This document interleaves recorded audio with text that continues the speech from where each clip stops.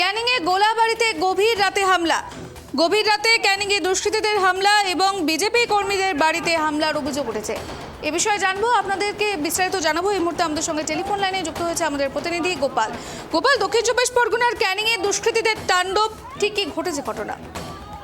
এখন তোমাকে বলে রাখি, ভোট পর্ব মিটেছে শান্তিপূর্ণভাবে ক্যানিং এলাকায়।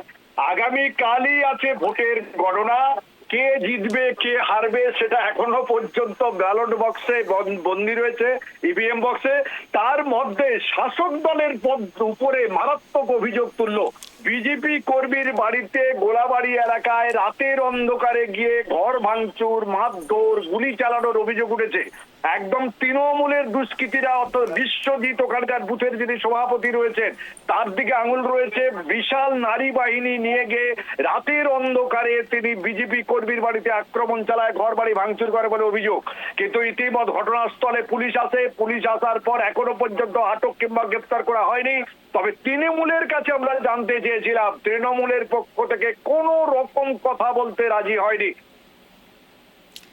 গোপালের পরবর্তীতে প্রশাসনের তরফ থেকে কি কোনো রকম পদক্ষেপ নেওয়া হয়েছিল? এই যে দুষ্কৃতীদের তাণ্ডব, তারা ঠিক কি কারণে এই তাণ্ডব দেখিয়ে যাচ্ছে? দেখো, বাড়িতে যখন তাণ্ডব চলছে সেখান থেকে স্থানীয় থানায় ফোন করা হয়েছিল।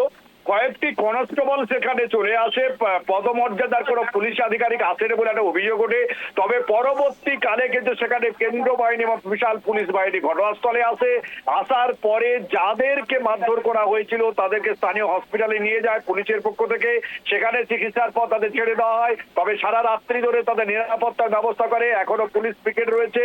তবে কারা করেছে সেই বিষয়ে পরিষ্কার নয়। তবে এলাকার মানুষের অভিযোগ, এলাকার যে বিশ্বজিৎ রয়েছে অর্থাৎ তৃণমূলের যিনি নেতৃত্ব, তার নেতৃত্বে এই হামলা চালানো হয়েছে। ধন্যবাদ গোপাল।